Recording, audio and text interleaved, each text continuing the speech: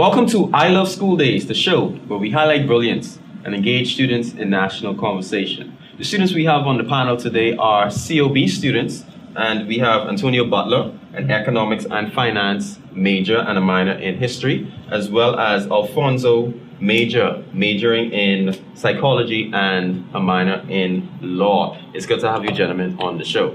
Now, all three of us are first-time voters, young gentlemen aspiring and furthering our education. And it's very important that we exercise our right to vote.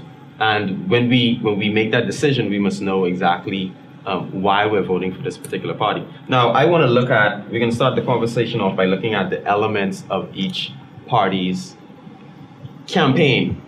And let's start off with the campaign from the F&M. The F&M, Mr. I mean, you went as far as to say each political party, but you could also look at it as individuals, because this election we're going to have not only major parties, we're going to have a lot of independents running in this election, even though the impact mightn't be as great as the political machinery of the major parties. And for the first time, we also have the Democratic National Alliance, who is basically a breakaway party formed right before the next election. So, I mean, for the first time for them also, we have a full slate of candidates running. So it's going to be an interesting election to watch. For me, as a first-time voter, I look at it this way, that a lot of the politics in the Bahamas, to me, needs to step up. Yes. In addition to that, I look at the fact that a lot of the topics and issues that are real issues aren't being addressed. And so I'm at the point where I have to pick the best of the worst for me. That's just my opinion. But I still have to exercise my right to vote. Now, Mr. Major, the elements of each party's campaign that appeal to you and is going to influence your decision of when you vote. I mean, when I sit back and I look at the election processes and I've been seeing and the way they campaign, I believe that this election will be one for the histories. When you look at the fact that you have a newly incumbent party, the DNA was just recently formulated, and you look at the fact that, as Mr. Butler said, they just basically constructed a whole slate of people, is now open up the election to not just look at two sides of the coin. This is always the F&M, the PLB, and the independent. Now you have a third party that has the same wealth of persons who have the same wealth of ideas, the same wealth of basically looking out for the Bahamian people in the future of the economy. And I believe that this election is going to be one that I don't think you have to pick based on familiarity, on all I was going to say in terms of even family tradition. I think you have to stop looking at the party for this particular election and look at the person within your constituency, look at their involvement, look at what they can do for you and your particular constituency moving forward and how they can enhance that area. Now, I look at each of these parties' campaigns as a marketing consultant, and I look at it through those eyes. And there's a few things that I notice in each of these parties' campaign, starting with the F&M. I think that the F&M had a very strong campaign. They appeal to individual demographics as a whole. And what I mean is that they appeal to women. And I noticed that Mr. Ingram had some sort of event for the women in his party, and then they appealed to, through the torchbearers, the young people. And there was an issue with the comments made by Michelle Martinet, and I think the F&M addressed those fairly well. So they kind of like encompass. I don't know if they have some sort of marketing genius behind all of this, pulling some strings, but I think they hit a lot of the right buttons in this political campaign. What do you think? I would say it might be the right buttons for you as a person, but as every election, it deals with each person's interests. We're going to take a short break. We'll be right back after these breaks. Clean clothes for the family, uniforms for the baby, suit for mommy and daddy. We wash this and press this and clean this. If you want to look fly and you want to look clean, if you want to look fresh, best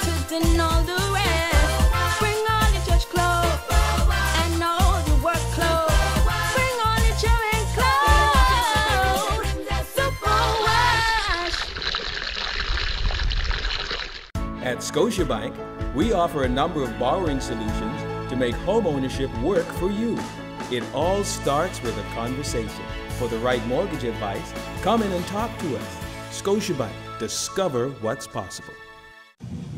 Welcome back to I Love School Days, the show where we highlight brilliance and engage students in national conversation. We're talking to two COB majors, Mr. Alfonso Major of COB, and he's studying law as a minor and psychology as a major, and Mr. Antonio Butler of COB and the economics and finance major. And before the break, Mr. Butler was giving a very strong... I was saying that basically, with this election is going to be very interesting for the mere fact that all over the Caribbean, a lot of governing parties are losing. Now, they're not only losing because of what they did or what they did not do, is that because of the economic recession, a lot of people are hurting. And it's hard when when a nation is hurting to get them to see what you are envisioning for them. I would say it like that. Because, take for instance, if you go to Jamaica, you have the JLP. And they did a lot with infrastructure. They did a lot with roads. They did massive, because, I mean, everybody's borrowing from the Chinese inside the Caribbean right now. And they still lost. Because a big element of the society was in dire need for money. And they didn't touch that button. It wasn't touched. Now, before the break, we were talking about each political campaign, each element. Mr. Alfonso. I've been doing some studies lately myself, and I believe that we live in a society, personally, that we don't garner the talents of our country, and that's how I feel. I look at the fact that we live in a country where we only are afforded certain opportunities, such as when you come out of high school, for example, you look at how you either become a doctor, you become a lawyer, you become a nurse, you become a teacher. But there are so many talented people in this country where their talents aren't even seen as a necessity, but rather as just someone who is trying to create this vision that they will never see come to fruition. And from that, I realized, and let me give you an example. I look at some students here at the college where I go to here, and we have so many talented people in the area of the cultures, in terms of being musicians, in terms of being artists, and we don't use those talents because it isn't seen as something that the majority will do. And I believe that there needs to be some government that stops to look at just working in the public sector or doing what is afforded, but rather creating opportunities and opening doors for other persons that probably aren't aligned within what we see as the norm within our society, and to look at opportunities. And I believe if we do that, the Bahamas will then be less dependent on other countries, where we can be self-reliant and look at other ways of just filtering our persons and keeping the money right here. Okay, so now, as it relates to persons that fall in our demographic, the very first time voters, what in each political option that we have is going to appeal to persons that fall in that category? It's going to be very diverse, to say, because if you go to the college in the Bahamas, for instance, from what I've found is that it's about 40% PLP, 40% F&M, and the rest are just, they're not going to tell you what they are, or they might be supporting the DNA. So how did you derive these statistics? These are just on, I work inside the college, and you hear conversations over and over and over, and there are a lot of open F&Ms and there are a lot of open PLBs. Now, everybody's saying this DNA, but I don't really see them around campus. There's probably one or two who you could probably name to say will be very open, but I mean, just the other day we was inside an economics class, and our teacher, Mrs. Maria Oriaki, she asked, which parties will we be supporting in the upcoming election? And it was split PLP and F&M straight down the middle, and it was one DNA. So I mean... So what you're saying is the traction or the hype that DNA has created isn't that authentic? I wouldn't say that. I would say that it isn't seen. I mean, it isn't that out there, you know, so it might just be that people have something in store for both parties, and we just love to see on election day. But right now, I mean, I don't see it. When it first came out, yes, but right now, no.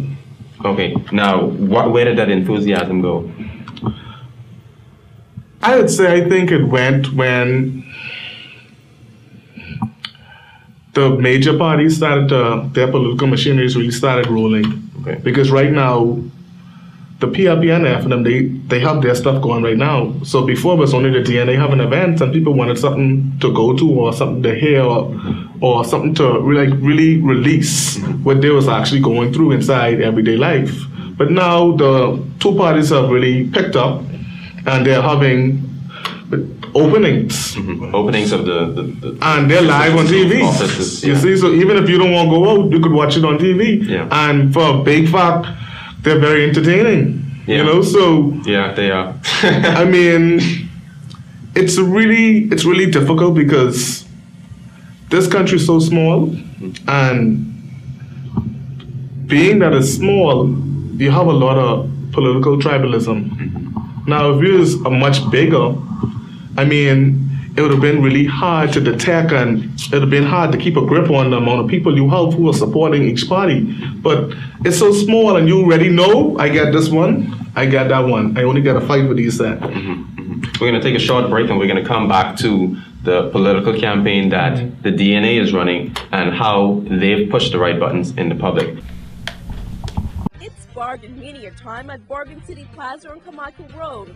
Pull up to Esso Bargain City Service Station for all your gas needs. Get all your grocery items at Tropic Mart Food Store. The Sign Factory can assist you with all your signs, banners, and print ads. Also, Little Giant is the place to go for all your building supplies and household items. And when you're ready to unwind and relax, overnight with us at a Hibiscus Inn Hotel. Call our operator at 361-7422. Better yet, come and visit us today.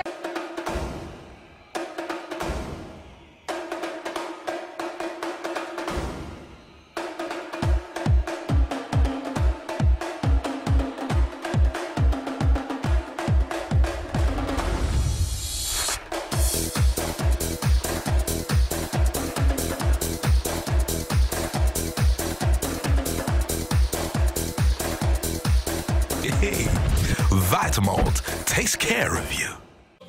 Welcome back to I Love School Days, the show where we highlight brilliance and engage students in national conversation. We're continuing our discussion with COB students, Mr. Antonio Butler, an economics and finance major, as well as Alfonso major, psychology major at the college. Now, before the break, we were talking, we talked about the right buttons that the PLP pushed in their campaign. We talked about the right buttons the FNM pushed in their campaign, and how it's important for persons, especially in our demographic, the first-time voters, to exercise that right to vote. Now, the DNA. Let's talk about their campaign for a second. To me, when I first looked at the DNA campaign, I think the hype was there at the beginning when people felt that Brian McCartney took that daring step to start his own party. And that's why a lot of people were interested in seeing what this third party can bring to the table, giving them another option. It was great for about a few months. Now it's dwindled back down to where I really only hear about the first two parties, the PLP and the FNM. And it seems that their campaign is geared towards more of the first-time voters. That's how I feel. It doesn't seem, I think their only demographic focuses on the first-time voters.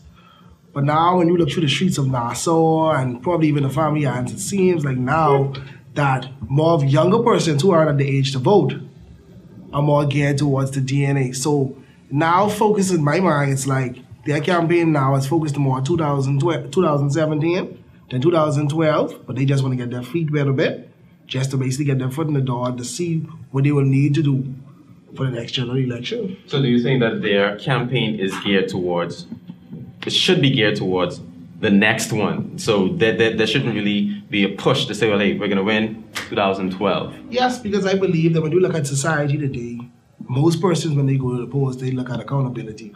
They look at a legacy on what you have accomplished. And by looking at the DNA party, there's a few persons that you have probably seen in the limelight over the years, such as Mr. Wayne Monroe. You've seen Rodney Monk a few times, Brian McCartney. There were a few persons that you could have seen advocating throughout the length and breadth of our country So you could basically vouch for their accomplishments and what they have done for people themselves.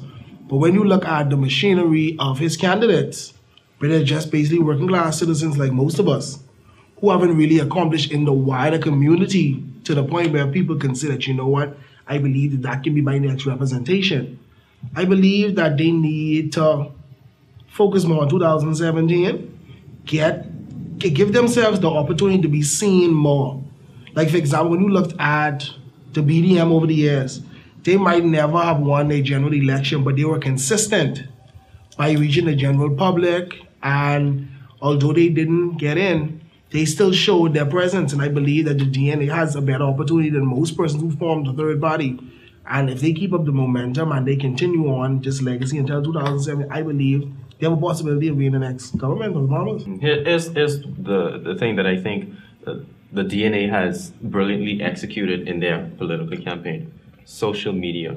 I think of all of the other parties, the DNA completely owned social media promotions in their campaign. Agreed. But it goes back to your point that based on the thrust that they're looking forward to, is it really going to get them this election? Sure. Because social media is a medium, a tool that can really get the demographic that's really going to get you the next election. But I'm not entirely sure if it's going to get you this election. I mean, I think they owned it up until the two parties caught on and say, look here, we gotta pick things up. Meaning that, remember Facebook, all we used to get was TNA posts, TNA posts, TNA posts. Now the two major parties, they started their advertising. They have the PRP, but the Progressive Liberal Party on Facebook, and you have the FNM with the FNM videos on Facebook. And every time they do an event, even if you're not friends of them on Facebook, it shows up on your newsfeed. So, I mean, I think it's really difficult. And another thing, I see the two major parties have done, when you know you get in your car and you're riding down, you know you're going to hear the FNM diehard supporters and the PRP diehard supporters call the radio show no matter what day it is. They call in. Now, you have these same pundits on Facebook. And, I mean, right now you can put a face to them. And so that's even better because you can see who's saying these comments. And I think a lot of people find it funny because people just go on that all day. Sometimes just read it and see what their side is saying, what's the hot topic for this week, you know. So it's a little touchy. Okay, we're going to take a short break. We're going to talk about the issues that these parties address that is going to appeal to the first-time voters. We'll be right back. Clean clothes for the family, uniforms for the baby, suit for mommy and daddy. We want you to clean the Super Bowl. If you wanna look fly and you wanna look clean, if you wanna look fresh, better than all the rest. Bring on your church clothes and all your work clothes. Bring on your children clothes. Super Wash.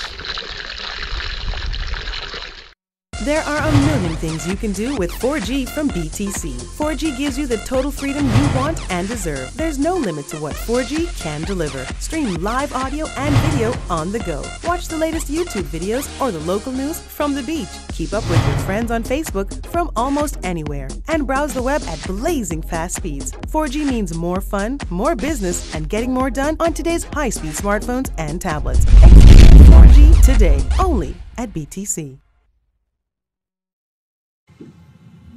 Welcome back to I Love School Days, the show where we highlight brilliance and engage students in national conversation. This is the final segment of our conversation with the two COB students, Mr. Alfonso Major and Antonio Butler. Now, we were talking about the buttons that each political party has pushed that's going to win over not just the general Bahamian public, but also the very first-time voters, which all three of us fall in that category. Mr. Butler, we are saying that the DNA campaign. I think basically they just need to continue on with the youth. You need to get a certain portion of people. Now, it's going to be really hard to tap into certain groups because, let's say, for instance, the PRB usually commands a certain demographic of people, a base. They have a base, and the FNM has a strong base. Now, The DNA has to establish that. They have to base. establish a base, you know. So the best way to start it is to start from young people. I would agree with saying that, because they really have it's going to be really hard and tough to get people who voted over 3 times and people who voted over 4 times to come on to your bandwagon. Unless they are really they don't have no ties. They just vote based on candidates.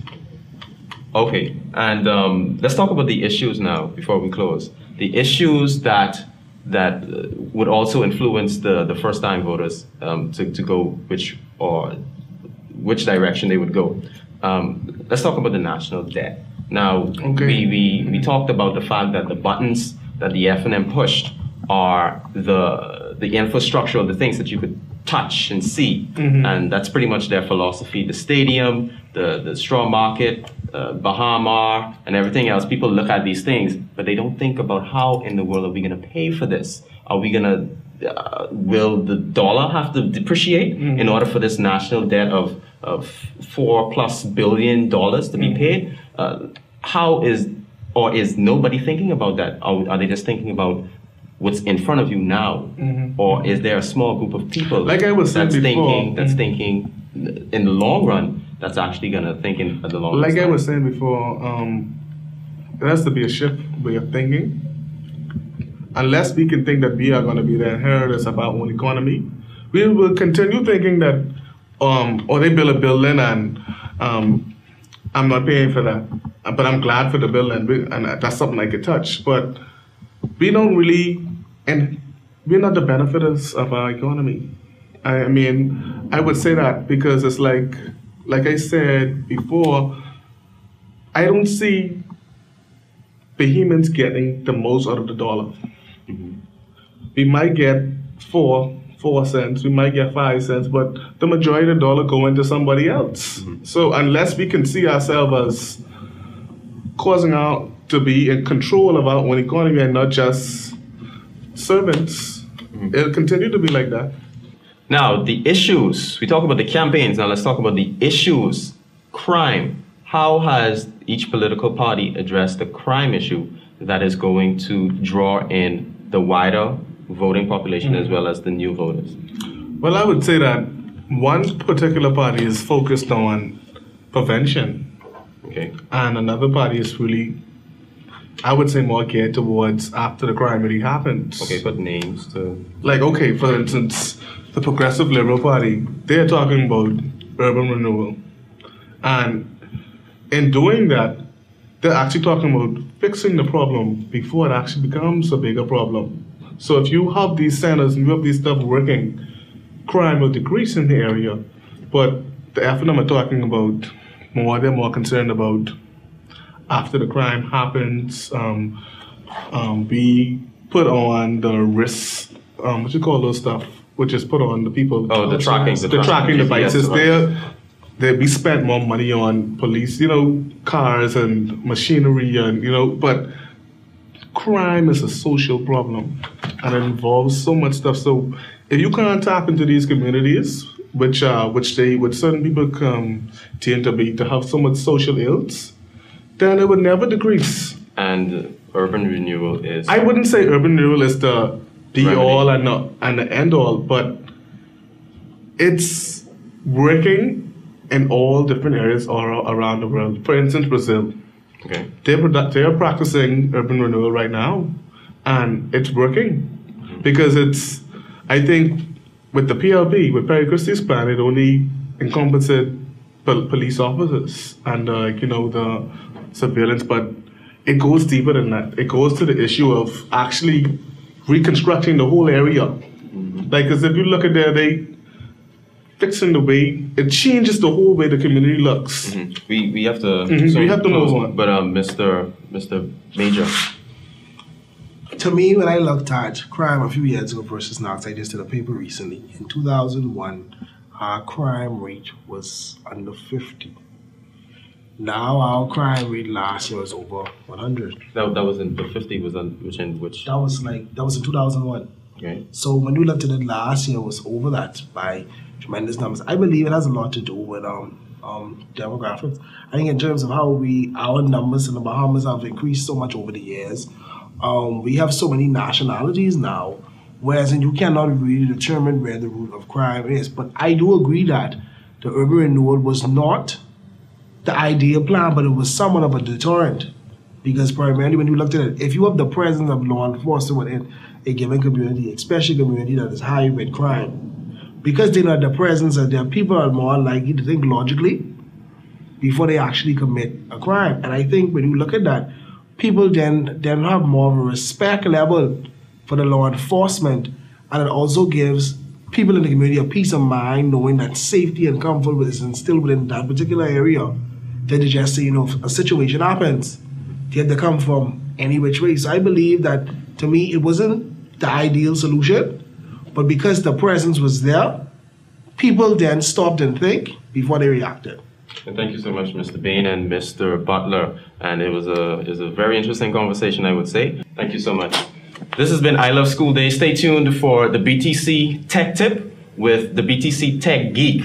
And stay tuned because we're giving away smartphones. We'll be right back.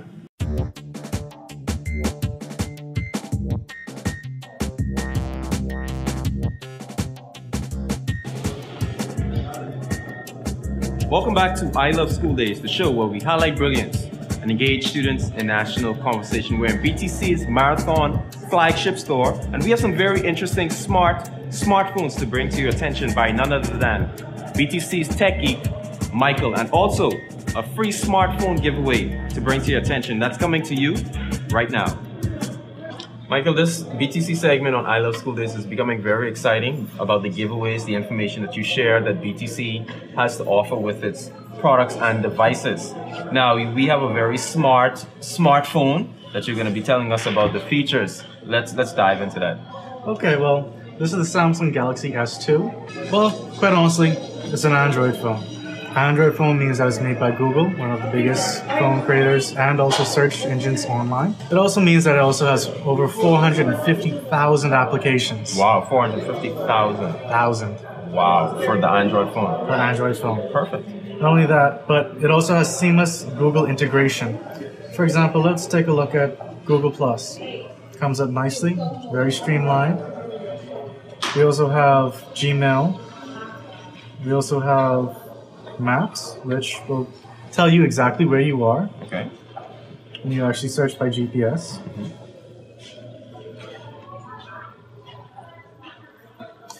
We also have YouTube. Comes up nicely, clean, Android version. Another thing that we also have to mention, as I said, it's made by Samsung. Samsung, quality phone maker. But it also comes with some key features, such as Samsung's Google Drive. Similar to other phone features, it actually allows you to go and track your phone, lock your phone, see where it is wherever in the world, and you can actually send it in, and they'll be able to send like the police or whatnot, let them know that, hey, my phone's been stolen. Can you take a look at it? Let me find it. Get it back. Sounds good. Now, the question of the week, the trivia question of the week. What do you have for the I Love School Days viewers tonight?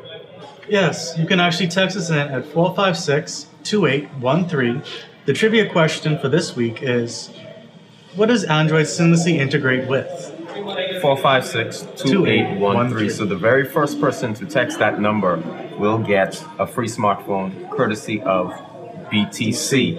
456-2813 by BTC.